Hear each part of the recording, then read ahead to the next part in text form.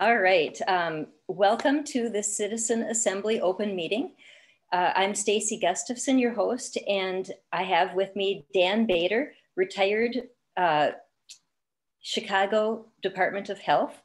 And he is going to discuss with us tonight how to manage and understand the emotions of sadness and shame, which are associated with clinical depression. Thank you so much, Dan.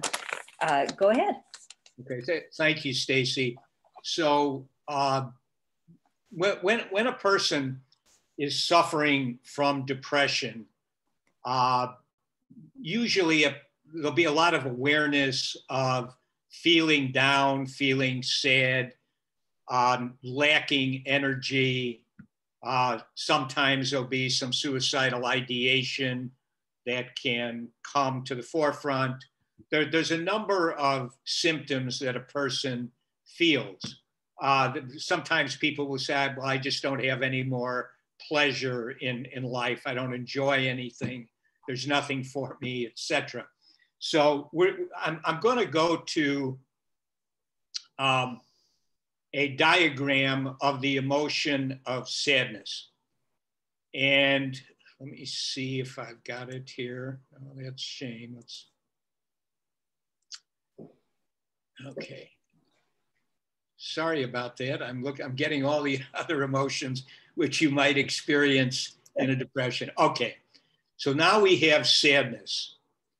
And if you look at the diagram, at the top, we have the circle which says loss. And that's what triggers the emotion of sadness. Now, we have lots of different types of losses. I'm going to go into that in some detail. But this diagram says you suffer a loss. You then will feel sadness, and you may feel other emotions in addition to sadness. You may feel anger, anxiety, shame, which we're going to talk about. But sadness is a very, very important emotion. And if you look at the diagram, as you go the line directly down from the sadness circle, says urges acceptance of permanent loss. So what I'm saying is that sadness is an emotion that we have, it's hardwired, and it's there to get us to accept a permanent loss, such as a loved one passes away, we lose a job, we lose our money, we lose all sorts of things, and we're going to go into a lot of those. But basically, Dan, yes. Can you see when I raise my hand, or do I need to interrupt? No, I can see it perfectly. I see it. Yes. I was just wondering, so loss and sadness, it has a purpose for us? Because I kind of feel like sadness, we should avoid that at all costs. No, definitely not. The sadness is all of the emotional energies. I talk about 5 different emotional energies. Someone else may talk about 8. I've seen things from years ago, 16. You can divide it up in different ways, but this is fairly effective. So we're talking about the emotion of sadness in response to a loss. Now, what sadness wants us to do is to accept a permanent loss. Off at the angles, one is labeled hopelessness, the other helplessness. These are the thoughts that accompany sadness. So, sadness wants to give us thoughts of hopelessness and helplessness to get back what it is we've lost, in order that we just come to a place of acceptance. We're going to grieve. Most people are going to grieve a loss one way or the other. And then in the end of the day, if it's not something we can get back, that we can recover, resurrect, then we need to accept it. We don't want to become caught up in endless obsessions over losing something that we really can't get back. It takes away all of our focus and attention, and that should be directed elsewhere on goals. And yes. So I'm kind of thinking about if somebody is feeling sadness, it brings up to me that sometimes, well, on the one hand, we want to avoid sadness, but then if you have a loss, it feels like, well, you should dwell on that in some instances. Like, is it ever, you know what I mean? Yes, I do, Stacy. You know, here's the thing. So we have to manage the emotion, right? That's the thing. We don't want to, and so let me go to the next slide. Oh God, sorry about that. Let me, okay.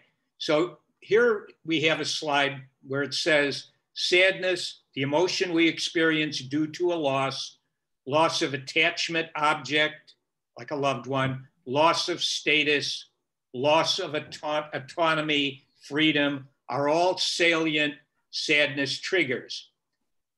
It urges us to reflexively view losses as permanent. That's the hardwired bias, because that's what it's for. It generates thoughts of hopelessness and helplessness in order to urge the acceptance of a permanent loss.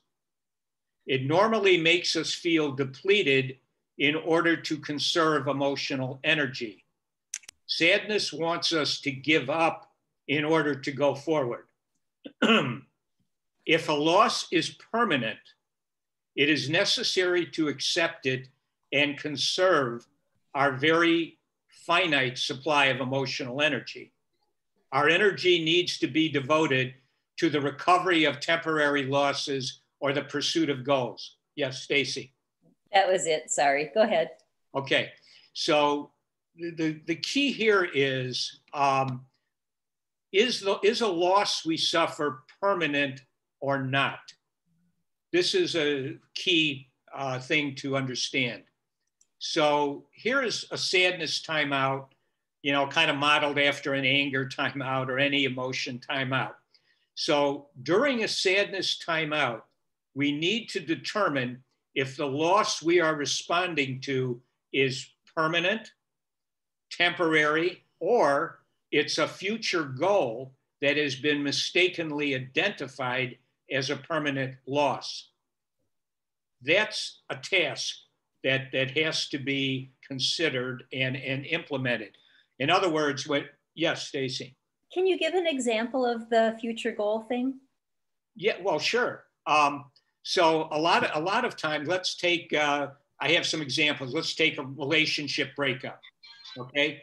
So a relationship is broken up, and a lot of times what will happen is the person, let's say they accept the breakup, they understand that the person they've been attached to, connected to, is no longer available to them. And so a future goal in this situation might be to, maybe I could get another relationship in the future, but not the person that I just separated from, divorced from, broke up with, that kind of thing. Now, a future goal could be getting that relationship. Now, oftentimes somebody will start to go to a place where they're saying to themselves, oh, you know, I've lost this person. It's breaking my heart. And, you know, that can start to morph into, I can't have any more relationships. You know, there's no more relationship, that I could never replace the person. It can manifest in different ways. A person could come to a conclusion for all sorts of reasons that they could not maybe obtain a new career, that they could actually do something different than what they've been doing. That would be a future goal. But sometimes it's very easy. The danger with any emotional state is if you start to have repetitive thoughts, like for example, let's say someone has passed away, and the person starts to say to themselves, I do anything to be able to have this person back. Okay, so at a certain point in time, that kind of thinking, the extreme pain can easily morph into, again, there's nobody else who could replace this person for me. I can't have this again. I would argue that that is a mistake. There's a future goal. You could have another relationship, and that's maybe at a certain point where you need to put your energy, if it's important to you to have a relationship to replace what it is you've lost. And you can say the same thing about a job loss. If you get fired from your job, or you get laid off, or the business shuts down, we have to keep in mind that we could get another job. We may not be able to have the one we wished we had, but we don't want to make the mistake of thinking, that's it, I'm through, there's nothing I can do to get a relationship or to get a new job. Because if you think that enough times, the danger, especially in depression, is that it will crystallize into a belief. In other words, a belief, well, I can't have a relationship. And that might be justified by the person saying to themselves, I'm just not, I don't know how to socialize well enough. I'm not attractive enough. A person could come up with all sorts of reasons that they're using to justify the idea that they can't have another relationship. But what can happen is, if you repeat that over and over again, the thought can start to crystallize into a belief. Once it's a belief, and I'm going to give some typical sadness beliefs, once that happens, it's not easy to get rid of it. It's not, because once you have a belief, it's meant to be kind of a permanent guide in your mind brain. So we have to, be aware of that and be careful. So you see in a depressive conclusion that the future is hopeless. This happens all the time, in a depression. Somebody's depressed, they start to believe, well, because of their own deficiencies, because the way the world is set up, it doesn't really matter, but what they've concluded is they have no future. That's a very dangerous belief to have, because if you believe you don't have a future, well, then you might say to yourself, well, then I don't really have anything to lose. So I don't really need to check my behavior in a lot of ways. It's not where someone wants to go to, or you could, it very frequently leads to suicidal ideation. I mean, if I don't have a future, there's nothing for me, and all I'm going to have is this pain, this endless emotional pain, I just as soon take myself out, so we have to be really careful with sadness that we don't allow it to crystallize the hopelessness and helplessness kinds of thoughts. And everybody's an individual. Everybody's going to have their own repertoire of thoughts and ideas depending on, time, where are you living? What historical time frame is it? There's all sorts of things that go into what these thoughts might be. So let me move to, so this is a loss of attachment object. This is a very common kind of a loss that we have to look at. So I'm saying there, the loss of an attachment object can trigger sadness, anxiety, shame, and anger, all of which must be adaptively managed. All of them. The loss of an attachment object can be permanent or temporary. That's a key thing. That's managing sadness. Is this permanent, temporary, or am I actually looking at something which I could achieve in the future and identifying it as a permanent loss under the sadness bias?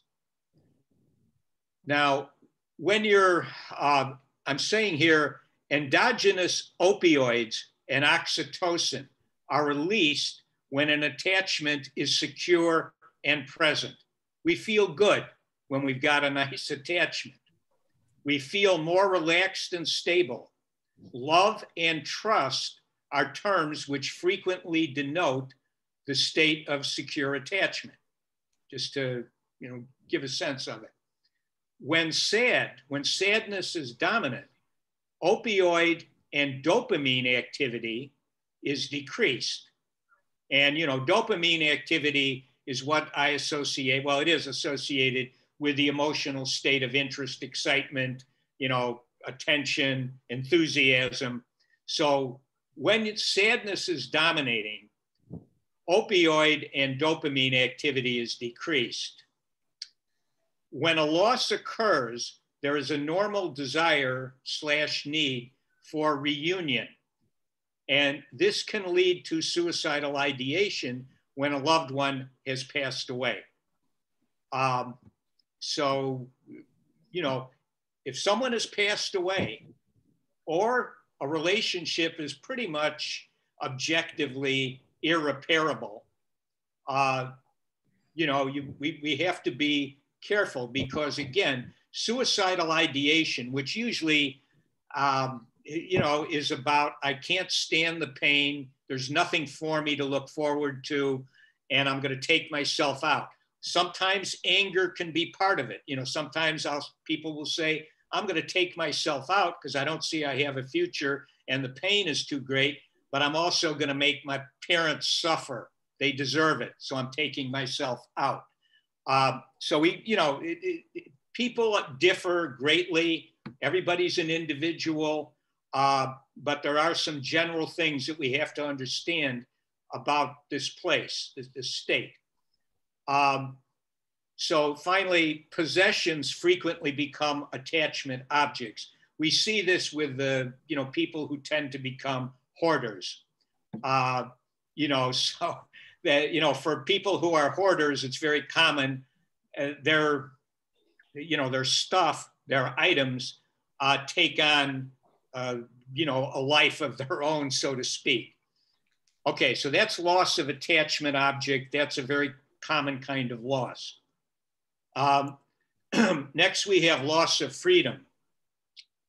So the loss of freedom, and then I have in parentheses, autonomy, self-determination, can trigger sadness, anxiety, shame, and anger, all of which must be adaptively managed.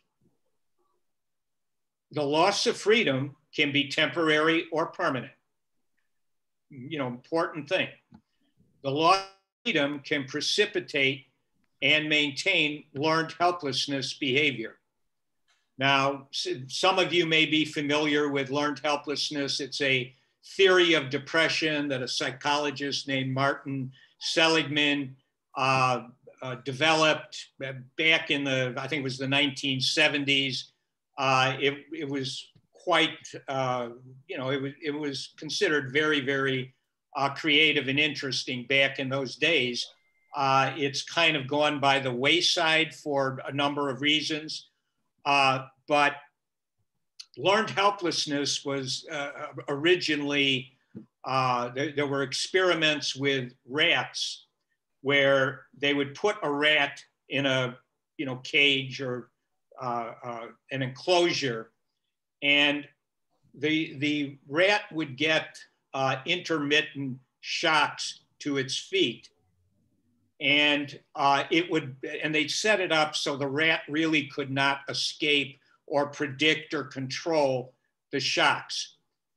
At that point, the rat didn't try to escape the enclosure anymore, didn't run around all, having anxiety, fight kind of reaction. It just simply lay down and pretty much didn't do anything.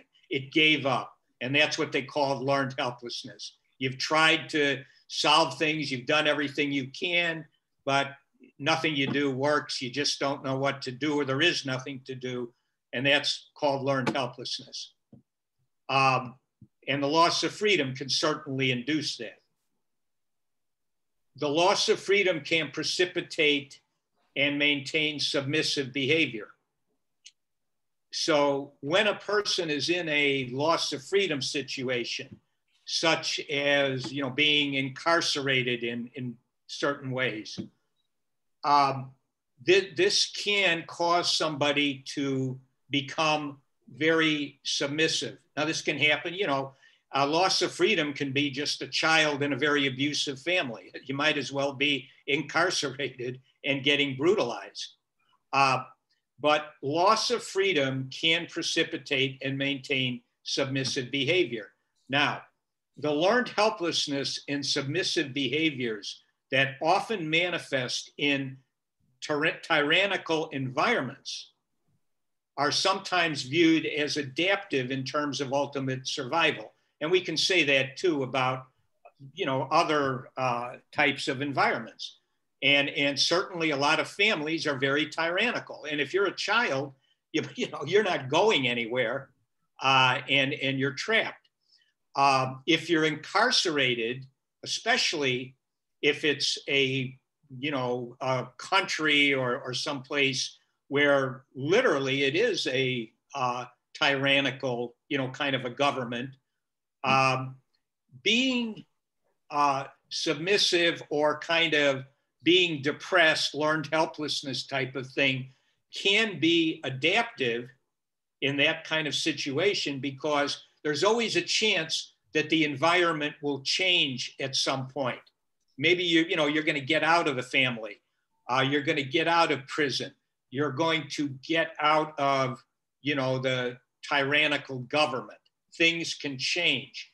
And so people who like to look at psychology and mental health from an evolutionary point of view will often bring this up in terms of loss of freedom and adaptation.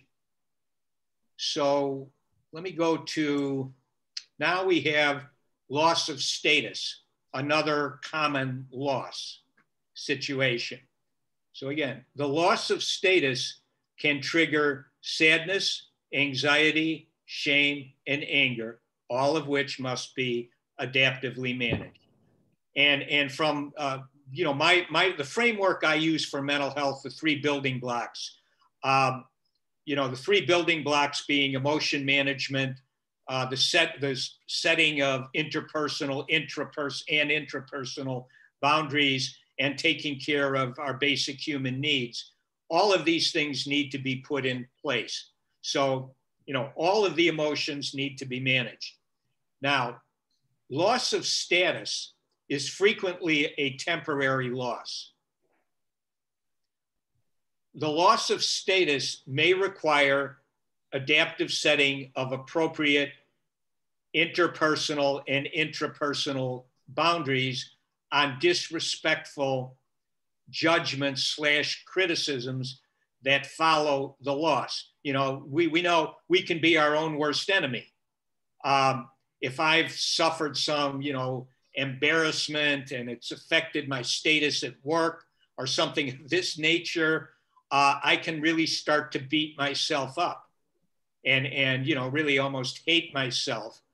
We have to be careful, because again, you don't want to do that to yourself, because not only does it keep you emotionally dysregulated, it can lead to the crystallization of beliefs. And that's, in mental health, beliefs are one of the most important things to understand, because once you have a belief, if I, beat myself up all the time, I'm a loser, I'm a weakling, I'm this, that. at a certain point, depending on, how suggestible I am in a way, that's going to become a belief. And then it's really hard for me to get rid of it. It's much easier to get rid of before it becomes, a belief. And often, and a lot of times when people get into chronic mental health problem situations, they've got a lot of beliefs they've crystallized off of emotional places that are very, very hard to unpack, but it has to be done. So we want to remember, so judgments, whether rendered respectfully or disrespectfully, are very reinforcing. So here's something which, again, is kind of important, I think, to understand. So when we render a judgment on someone else, oh, look at that person. They don't have their act together at all, or that person messed up. When we do that, we get a little reinforcement. It kind of feels good to be the one who's the judge and rendering the judgments, and again, almost on a hardwired level, that there's reasons for that. But we also have to remember that when we self-criticize in a disrespectful way, attacking our identity, that's also reinforcing. So I'm the one who's doing the judging. Dan, you're just nothing but a loser. All right. So in that little angry put down of myself, I get a reinforcement, the part that's doing the judging, and then the part that gets the judgment has to suffer the shame, from that. And again, we want to be very, very aware. Now so I emphasize judgments, whether rendered respectfully or disrespectfully, are very reinforcing. A respectful judgment is not usually that much of a problem. Of course, you never know how somebody's going to react. So if someone attacks our identity, and what do I mean by identity? Our identity, our gender identity, our identity as a man, a woman, whatever, our identity, gender-wise, our race, our religion, our appearance, our intellect, ethnicity, whatever. When an attack on someone's identity is rendered, it's going to be taken as disrespectful. We may, and that means that there's going to be a reaction. A reaction is going to come from that, which probably will be very conflictual. So we want to be able to set limits on somebody who's doing that. So if somebody says to me, Dan, I can't stand the way you look. I don't like your voice. I don't like the way you talk. Whatever. I don't like you. All right. So I have to be able to set a boundary with that person. Basically, what I would recommend when I was working, doing therapy, I would pretty much recommend that the person who's being disrespectful, they're not giving us a constructive criticism in a decent way. We have to ask them not to repeat that judgment or that criticism. I would say to somebody when they'd have, I'd just say, look, I get it. You don't like my opinion. You don't like the way I think or whatever, but I'd really appreciate it if you don't repeat that to me. Believe me, I'm not going to forget your criticism. We're pretty good at remembering that kind of stuff. Again, for good reasons. So we have to set an interpersonal boundary on disrespect.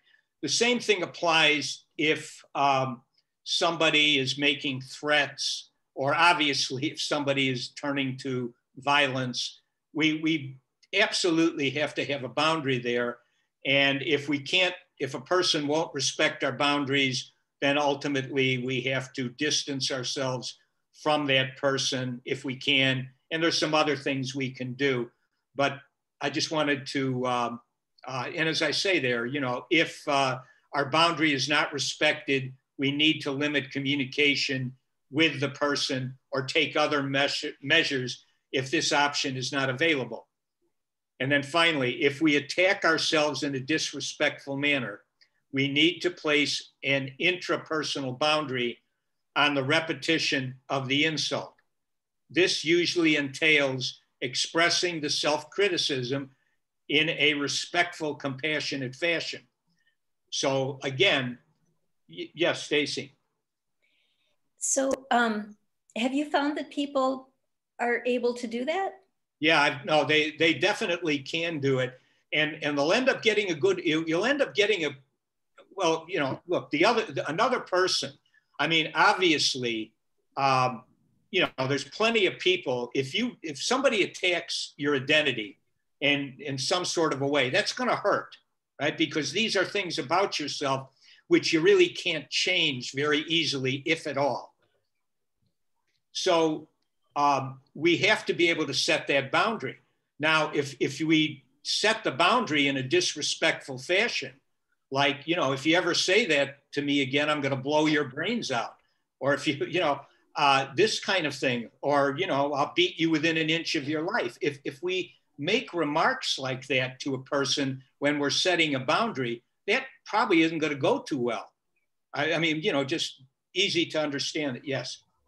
I guess I was kind of wondering about myself, the self-criticism in my head. I mean, I've tried for years to stop that, but it seems to be somebody else doing that. Yeah, well, but here's, you know, so what you have to put the brakes on it. You have to, because it's coming from frustration a lot of the time. You didn't do something the way you wanted to, you didn't pull it off, you know, and so the initial attack is from anger, and anger instinctively is disrespectful. So it probably is going to, you know, it starts, but you can put the brakes on it if you're aware. You know, you can tell, you know, I can say to myself, shut up, Dan, you know, stop it. And then I need to reword the criticism. You know, yeah, you know, you just didn't prepare yourself appropriately. Yes, sir. Yeah. But sometimes I think personal. Can you hear me? I'm sorry? I think, yeah. Can you hear me? I can't hear you. Yes. Can you hear me? All yes. right. Sometimes I think personal criticisms are like one does it unconsciously. Like sometimes I can be in school and I'll respond to something, and then later on I'll be thinking about it, and I'll be like, you weren't supposed to do that. For instance, somebody will come to me with their assignment for me to do it for them, and in ideal sense, I believe that when you bring your assignment that you are not able to do, for me to do it for you, don't just come and give it to me and walk away.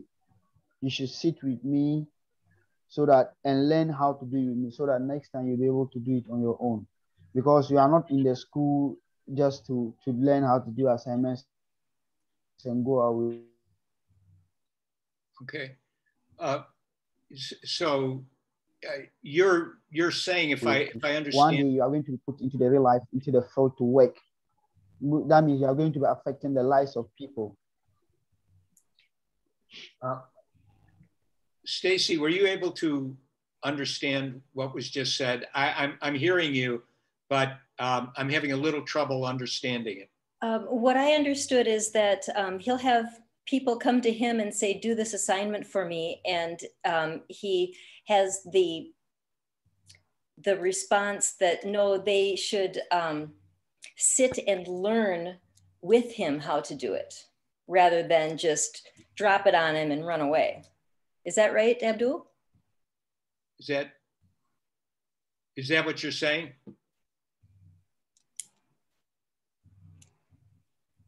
We might have lost him. The internet connection is very bad. Yeah, I think it was a little bit hard, but yeah, if that of course is perfectly reasonable. The thing is that in terms of setting boundaries, we have to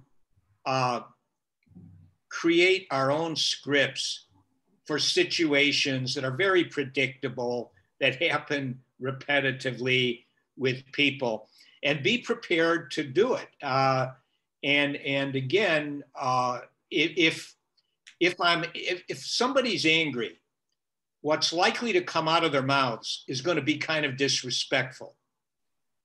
And so, the anger needs to be managed, of course, but just to realize when we get upset with ourselves, it's going to be coming from a place of anger. And we need to just put the brakes on it and then reform it. Say that I was supposed to, prepare a project at work or something, and I didn't do it on time. I knew I procrastinated, I messed up. And so now I'm upset with myself, and, I could, go and start hitting my head. You'll never learn what, blah, blah, blah. And the thing is, I need to put the brakes on and just simply state it in a kind of sober way, a sober, stoic kind of way. I procrastinated. That's a problem I have. I need to try to correct it and improve myself. And I have to deal with the consequences of messing up here. That's it. And that's not what's going to happen naturally or instinctively. So we have to practice the scripts that we write for ourselves to handle these situations. And after you do, it's just like muscle memory or anything, after a while, it becomes easier. But it's not something which is just going to happen. The work has to be put in to it. So let me go to, what do we have next here? Okay, so here we have some common sadness generated beliefs. I have no future. No one cares about me. I'm ineffectual and powerless. I need to commit suicide. Well, if it reaches the status of a belief, it's a huge problem. Because when we believe something, what happens to our mind is we can recall all information that we have in our mind brain that, should I hit admit? I got it. Oh, you got it? Okay. So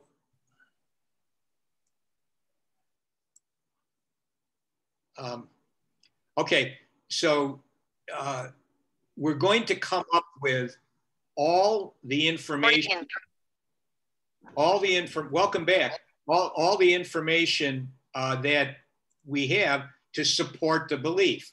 We're not going to have easy access to any information in our memory banks that contravene, go against the belief. That's the power of a belief, because a belief is something that we have, it's similar to making a decision, but it's more powerful than just making a decision. A belief is there so that we can take action in the world without being paralyzed and disrupted. So, for example, if I have a belief that I need to commit suicide, which is not a good place, obviously nobody should get there, but they do. I need to commit suicide. There's nothing else for me. Well, that means that I'll be able to think of every reason under the sun that I have stored in my mind that justifies that belief that I need to commit suicide. And I will not be able to easily access information I have that says, maybe that's not a very good idea, really. Not very good.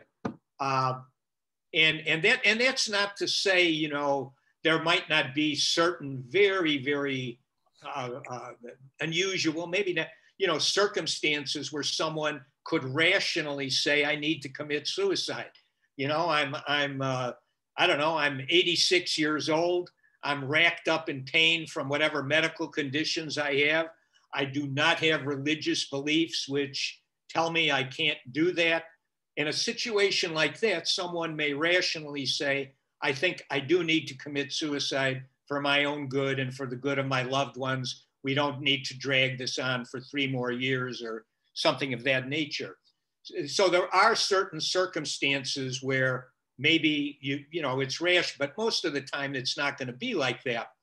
And so we have to appreciate, you know, I mean, think of so many people, the vast majority of people in the world, when they're very young children, they get socialized into a religion.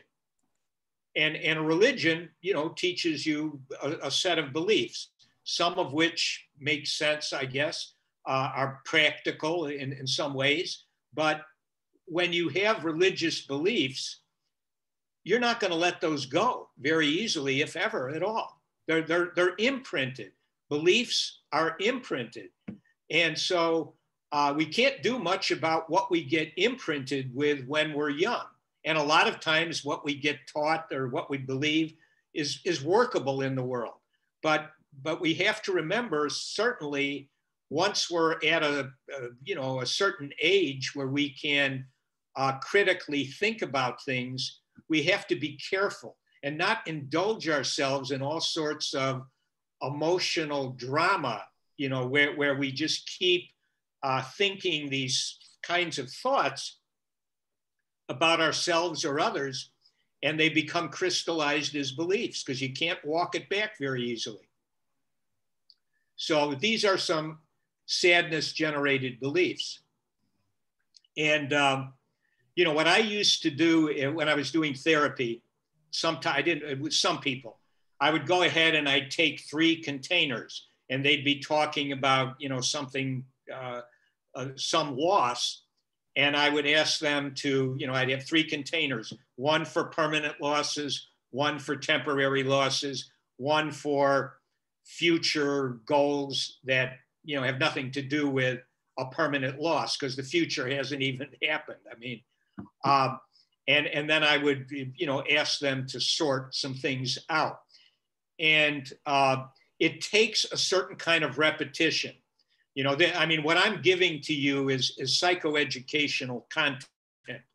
And it usually, you know, I've done many presentations over the years. And usually people are pretty much able to understand what I'm trying to convey.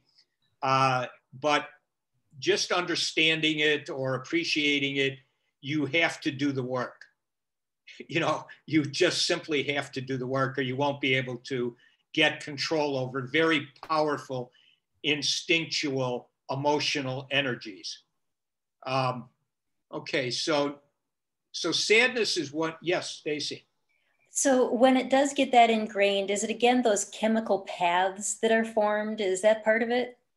Well, you know, I'm not sure that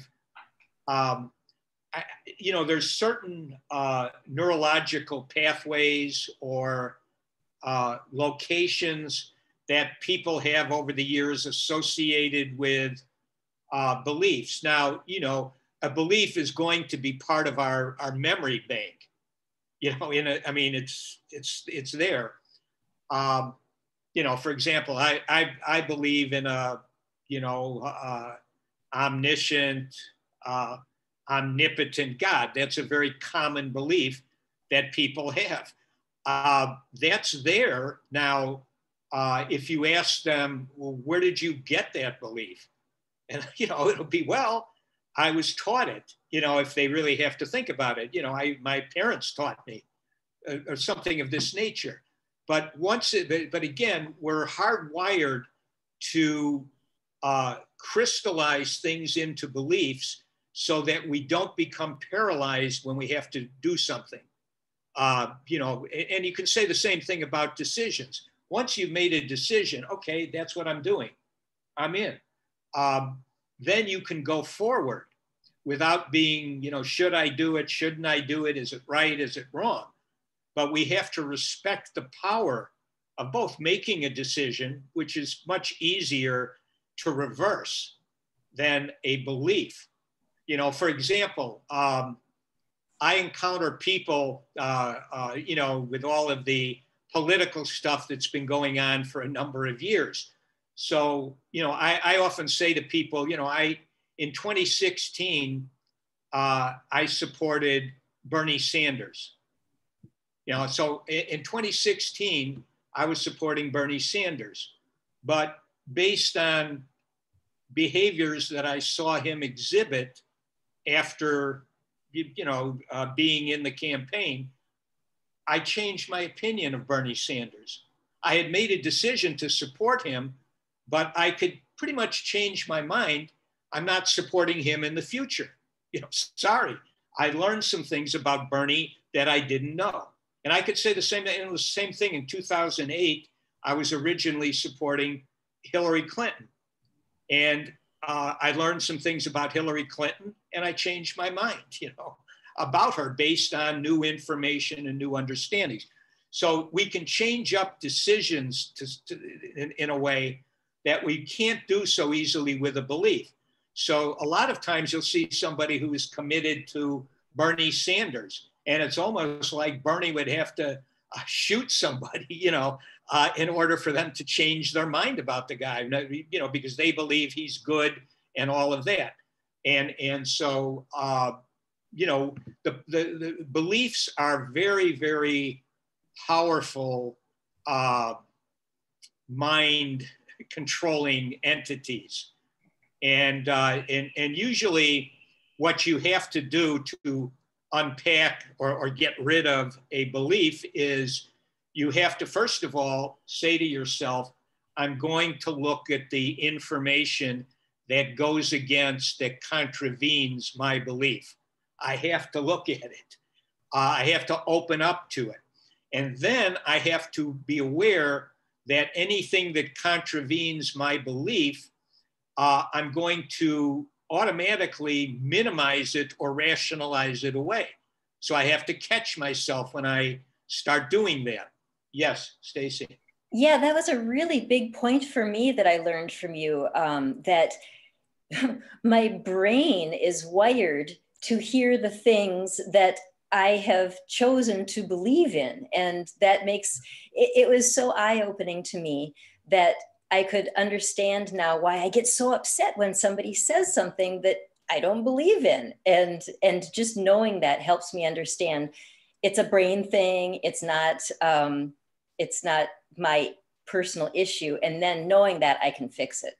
Yeah, and also, you know, to have empathy, although it's hard, with the other person when they have their beliefs, which that doesn't make any sense to me at all. I don't know how you could believe that, you know, that kind of thing. To understand that that's a belief they have, and really the only way they're going to get rid of it is to, you know, do the work. Look at the contravening evidence, and also be aware that they're going to rationalize or minimize it away. Yes. Abdul has a question? Yes, Abdul, please. You know, I just like Stacy mentioned, I have been here for a very long time, and I was born in this country. You know, so I saw the situation as it is going on here, and I become so upset when I see people engaging in corruption or engaging out of corruption and trying to promote it, or people when I see people living so cool with corruption, they don't see anything wrong with it. They don't see anything wrong with taking something that belongs to all for themselves. I get so upset, and sometimes I don't know. I feel like maybe is this some kind of beliefs that I am having of my own. It is just my mind that is not willing to compromise just because the situation is tough. I've kind of asked myself that question most of the time. So, you know, there's a couple of things to consider. When we encounter, say, corruption, when we look at people who are corrupt, and usually they're going to be dishonest also. So those individuals, because they're treating us in a unfair, if you're corrupt, you're going to be engaging in some unfairness, and it's disrespectful also. So we get angry at the person. But here's the thing. So when we get angry, we're going to see that person, because of the anger, as being essentially all bad. That's the nature of anger, because anger wants us to be able to attack, to fight, to literally, the purest expression of anger is to physically assault somebody, and so usually when we get angry, if we don't know how to manage it, we're either going to go to physical violence, we're going to go to threats of violence, or we're going to attack somebody's identity. And, that can vary depending on who we're angry at, et cetera, et cetera. So think about beliefs that are formed in anger. It's like when soldiers are being trained to go into combat against an enemy, right? Usually, who's the enemy? Well, another group of some kind, whether it's a country or whatever.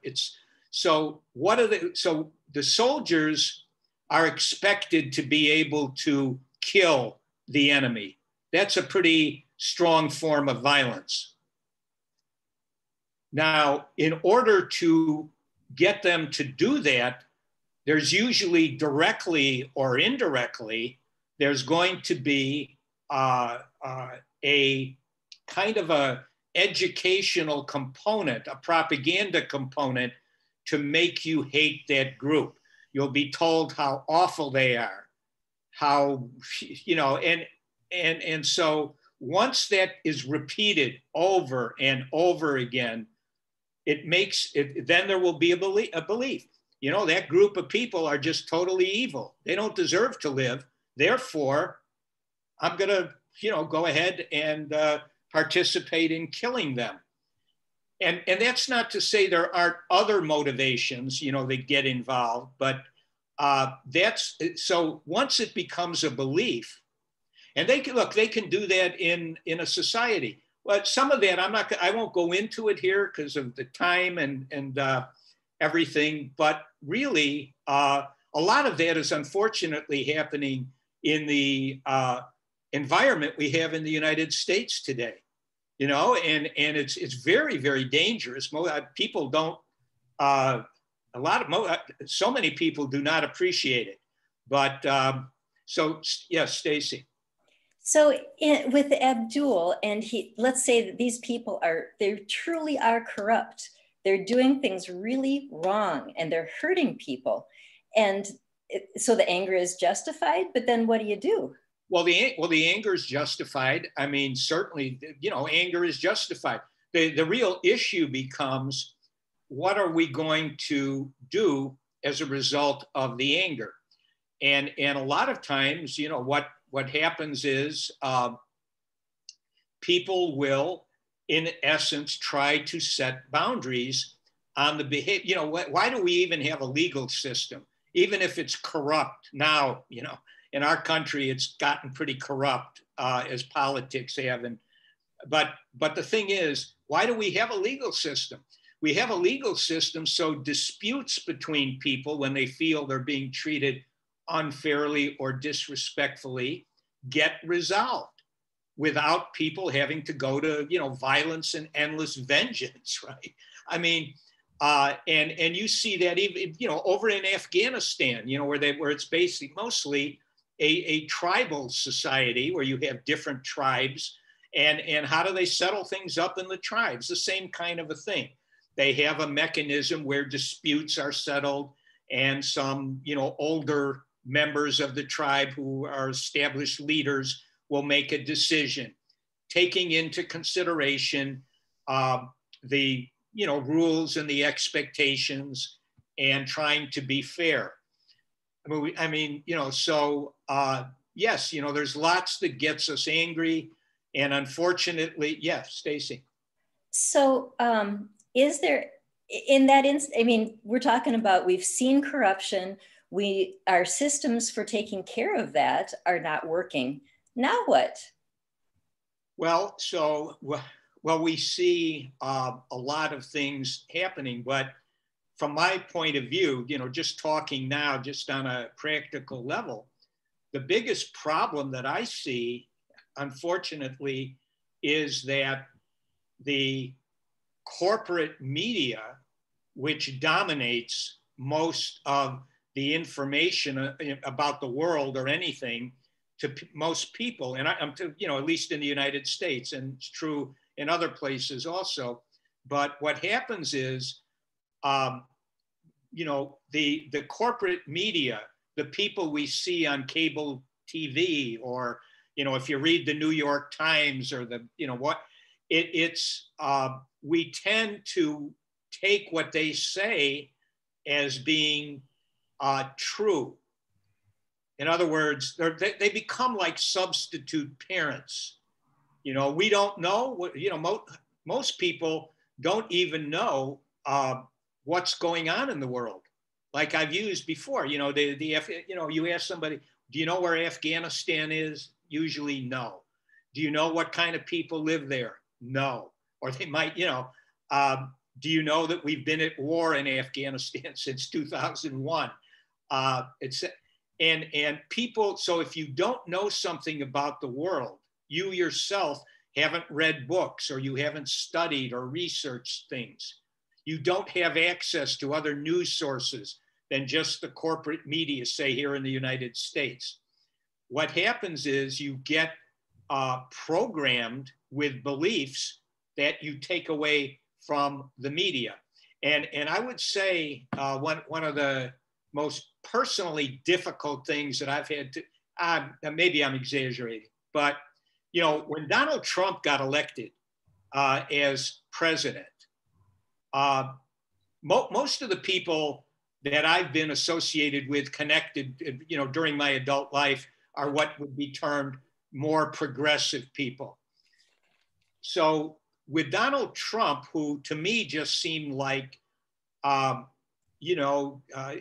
odd person to even be running for president, given his history. But nonetheless, he gets elected, I believe, because he had certain messages that really resonated with a good portion of the population, having to do with, the outsourcing of jobs and the foreign regime change wars. But in any case, he gets elected, and then the corporate media took this guy who was, and they blew him up into this national fetish object, this endless piñata that they beat up day after day after day. That's all there was. And I felt like that was done, it was clever. It's not that Trump was a good guy or something. He was he had a certain history. It was very clear that he was a, sociopathic guy, like so many of them. But they blew him up into, he's the second coming of Hitler. He's a Nazi. He's, endless. And what that did was it took everybody's focus away from other things that were actually going on that maybe were more problematic than one guy like Donald Trump could ever be. And the power of, and so what would happen to me is I might say to one of my friends, I'd say, I think Trump got elected because he had some pretty good messaging, and he was pretty good at working a certain kind of audience and crowd, actually. He was talented in that way. But then it would be like, I would be attacked as I support Donald Trump. And I said, I don't support Donald Trump. To me, he's a sociopath on the make. He's a predator. He wants more power, more money, and basically to be the dominant predator. He wants to be the predator of predators. That's what motivates someone like him. And I could say that, but it wouldn't sink in. They couldn't differentiate between you know, my opinion and what they felt about him. Yes, Stacy. So is that kind of playing into, you've got a corrupt person in front of you and it makes you very angry. And what do we do about that? Well, and you know, it's so if it's somebody who's a politician, let's say, there is theoretically the possibility of attacking that person, criticizing them, etc., and exposing them. But of course, if we're not, I just, what I see right now, and you know, I spent a good portion of my life in Chicago with Chicago politics, etc., where at one time, really the what they call the outfit here, the, you know, old style gangsters, they basically ran the city, you know, and so corruption was just considered, oh, you know, that's the Chicago way. It's how it is. You just live with it, and maybe you can get a few favors yourself if you know the right people, and you know, the usual stuff. But I never thought that I would see, and in Chicago we have our local politicians are called aldermen. We have 50 wards in Chicago. Each one has an alder person. And they were always corrupt, most of them, very corrupt. And I never thought that I would say the same thing about politicians on the federal level. But that's how they appear to me. They just appear like Chicago aldermen that I knew from, you know, the past. And still today, there's a good deal of it. So I guess we got to stop, right? Are we? What time have we got here? 6:52. Well, we can keep going until somebody shows up. Okay. Let me from that, let me just go to one more quick, okay. There we go. So I'll just take I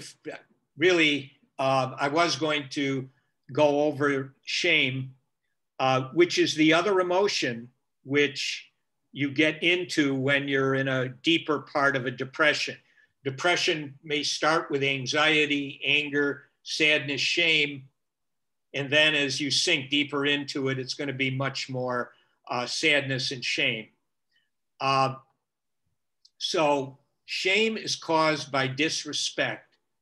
And again, the way I define disrespect is violence, threats of violence or abandonment, and attacking a person's identity. If we get disrespected, we're going to probably feel shame, which will then quickly morph for most people into anger.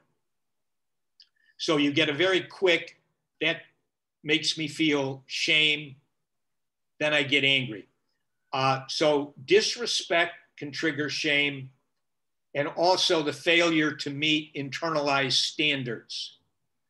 And I say disrespect is managed by setting appropriate boundaries, which I discussed earlier, some of that. We have to set boundaries on disrespect. And if we can't get someone to respect us, we need to get away from them. And that's sometimes all we can do.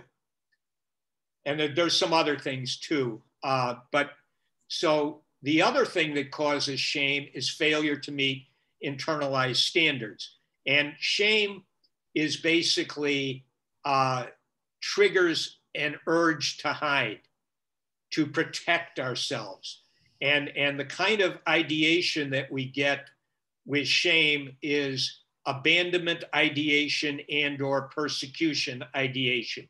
Abandonment ideation, you know, I'm inferior, who would want to be with me? Persecution ideation, I'm inferior and will be ridiculed, humiliated, or physically attacked. These thoughts are associated with shame, and they're there to urge us to hide. So let me see, is this, where's, okay, here's a shame timeout. Now, again, if we're being disrespected and that's triggering the shame, we set boundaries. If it's an internalized standard, we have to ask ourselves, is the internalized standard that triggered the shame realistic and or compatible with our moral code? If the answer to that is no, it's not a realistic standard, or it's not something that I consider to be ethically, morally appropriate, then I'm going to have to get rid of that. And hopefully it's not a belief, but a lot of times it will be a belief, and you've got to really work to disregard it, to unload it. If the answer is yes, it's something which could be achieved, and I consider it morally, ethically to be okay, then I need to formulate a plan of action to meet that standard or expectation. That's it. You know, if it's disrespect, learn to set the boundary on the disrespect, or if necessary, to move away from that person or the situation. If it's an internal, you know, I usually use the example, you know, that at this point in time, given that I'm a senior, I do not have capacities and strengths and a lot of that I used to have when I was in my 20s. And I cannot, or, you know, I can't hold myself up to standards that may or may not have been appropriate when I was young. I need to let that go. It's pointless at the, you know, when we get older. I mean, it's just, and we have to be able to make that transition. A lot of times when people go into, you know, their 40s and they're starting to, you know, kind of change from being young to being older, it's a very difficult thing because those standards, you know, well, I could do that, or it was easier not that long ago, but now it's getting difficult. I can't perform. I can't be the way I was when I was young.